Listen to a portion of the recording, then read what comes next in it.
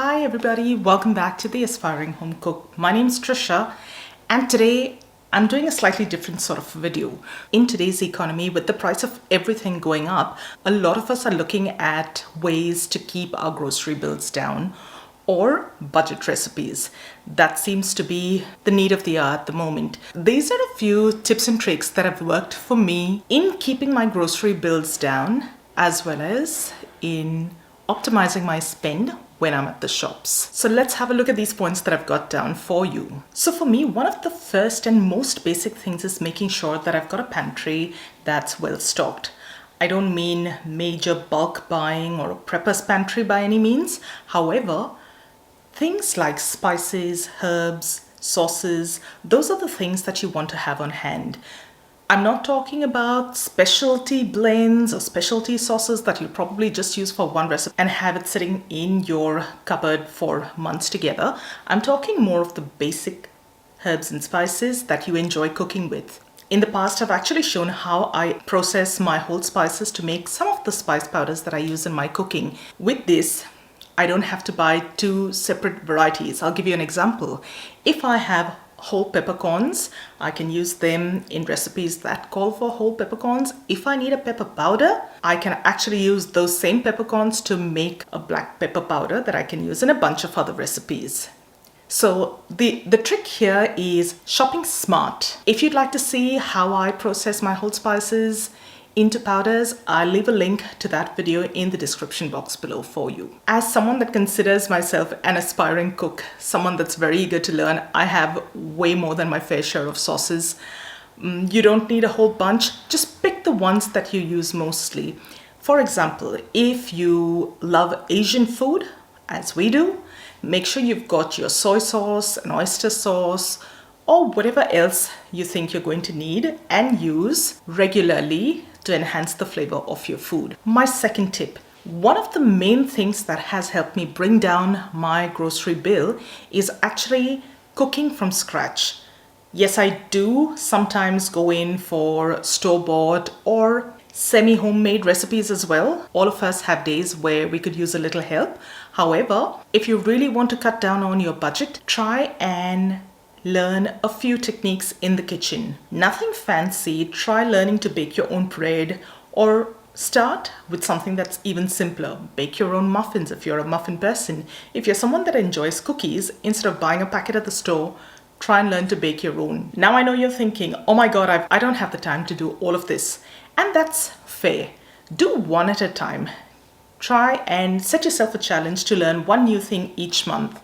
Trust me, a 5-kilo bag of flour can sometimes cost less than what some of these specialty loaves of bread costs. And I'm talking about a single loaf. So when you have these tips and tricks, or when you have these techniques mastered, you rely a little less on store-bought. I make my own flatbread, that is rotis, chapatis, parathas, whatever you want to call them. A 5 or a 10-kilo bag of whole wheat flour can easily last us a few months. It really helps you stretch that dollar. In this particular point number 3, we're going to talk about what to do while you're at the shops and even before you're at the shops. Yeah. What I do is I start by familiarizing myself with weekly specials and catalogs that my regular grocery stores put out on a weekly basis and such. You can easily do that by signing up to newsletters or even as simple as visiting their websites. It's all out there now. I create my meal plan based on some of the ingredients that are on special. That's the first step. When it comes to your meal plan and putting together your grocery list, don't forget to shop your pantry first. Remember that well-stocked pantry that we spoke about? Here's where I'm going to dwell a little more on that. When you see an offer that's really good, sometimes grocery stores have like a half price on something, or 30% or 40% off. If my budget allows it and it's something that I know I use frequently, I buy multiple of those in that week. So let's say I'm shopping around for some cans of tomatoes. If my preferred brand is on special, I'll probably end up buying about 4 cans or 6 cans and use them over a period of time. With your meal plan, once you've got a few techniques under your belt, try and be flexible with that. Start off by shopping your pantry. Make sure that you're using what you've got in there before you even put together your grocery list. That ensures you don't have multiples of the same thing. Keep your meal plan flexible. I go in with a basic idea of what I'm looking for, and then based on what's available and what looks good, I tweak my meal plan ever so slightly. The next step, for things that are non-perishable or have a longer shelf life, consider buying multiples when they're on clearance. A lot of times when they're looking at changing packaging on a certain product, the existing stock is put on sale under clearance or reduced to clear sections. Check for the use by dates, the best before dates, and pick up a few if it's something that you tend to buy. Another thing I'm going to talk about right here is home brands. As consumers, we pay a lot more for brand names, and a lot of times these home brands can be just as good. So again, it may not work for you. All of the home brand options definitely don't work for me, but there are a few things that I know I can substitute with home brands, and it won't impact the taste of my recipes, my dishes at all. So be aware, don't be afraid to try it out. If you're trying out a home brand product for the first time, I would strongly recommend getting one can, one item, see if you like it. And if you do, then you know when you're in the store the next time, or when you see a good deal on it the next time, you can buy multiple. I know this is going to be a little bit of an unpopular opinion, but hear me out. Convenience has a price. If you're going to go in and buy a bag of, let's say, salad that is chopped up, or a bag of fresh broccoli florets, you're probably going to spend a little more on the florets per kilo than if you actually bought a head of broccoli and cut it up yourself. What you're paying for is the convenience of not having to spend time in the kitchen and prep your food yourself. This again is something that's completely up to you. If you are time poor, this might be a lifesaver for you. For me, I can work it into my schedule to prep my ingredients at home, so I tend to stay away from this. This also saves on a lot of single-use plastic. Number 4. Buying staples. Now, when I'm talking about staples, I'm talking about things like rice, lentils, beans, and such. Consider buying them in bulk if your budget allows you. You will be surprised at the savings that are to be had if you buy a bigger bag of, say, rice. When you're in your local supermarket next, have a look at the price of a little bag of rice, the half a kilo or the 1 kilo bag of rice, and an actual 5 kilo bag of the same brand and same variety of rice. Number 5, don't be afraid to visit your local ethnic stores for things like rice, beans, lentils, and a whole bunch of other products. You at times will even find a better deal on spices and dried fruit at these ethnic stores. So if you've got an Asian grocery store in your vicinity, if you've got an Indian grocery store in your vicinity, or even a Mexican one, there's probably more. I just can't think of them at the moment, but you know what I mean. Don't be afraid to go in and have a look around at what they have.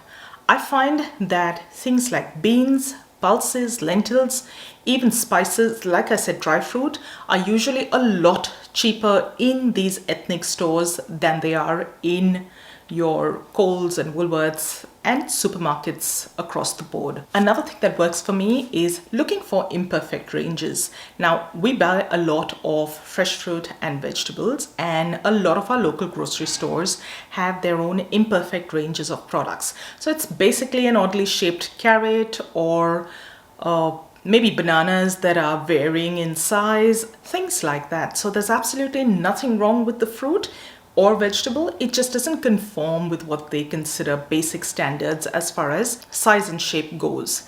They still are perfectly good to eat. So I tend to have a little bit of a look at what's in these imperfect ranges as well. Number 7, I've already touched on this a little bit, but don't be afraid to shop around. It may not be possible for you to do this every time you go for groceries, but on occasion, when you've got the time, get yourself familiar with other options in your area. If you're someone that only ever goes to Coles, maybe when you have a little time on your hand, venture into an Aldi store.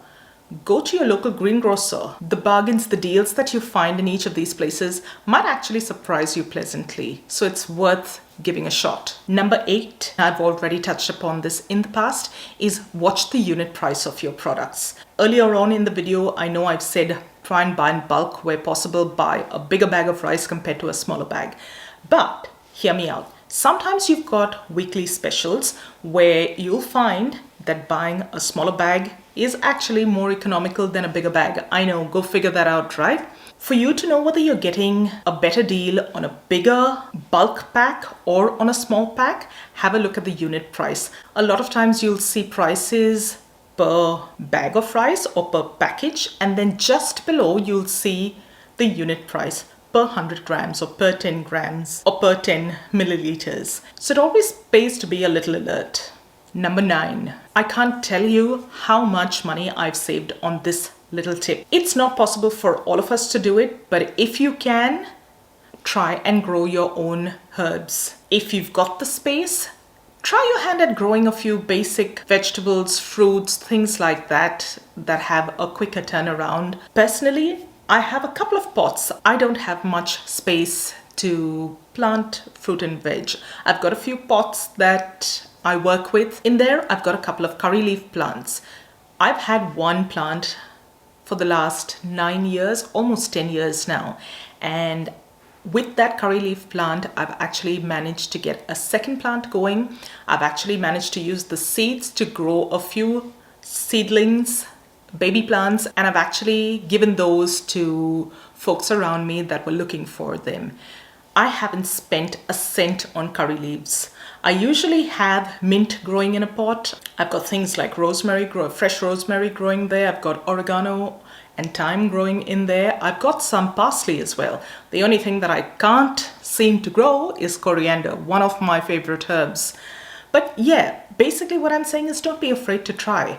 I usually have a chili plant as well, and when you've got a good plant or two of chilies going or peppers or whatever it is that you tend to use a lot of, you end up getting the freshest chilies in this case to use while you're cooking, and you end up saving money and getting these fruit and veg when they're at their best. So give it a shot. Start off small. Start off with a little herb basket or a herb pot. You get these very easily in a lot of stores. You'll find that again you get a lot better for the money you're spending. Thai basil is another one that is really expensive. In my local shops, it can cost between $4 and $5 for a little bunch of Thai basil.